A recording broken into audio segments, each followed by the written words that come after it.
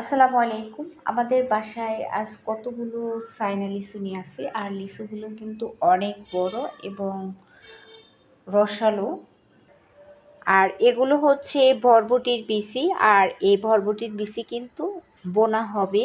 দেখেন কতগুলো বরবটির বিচি।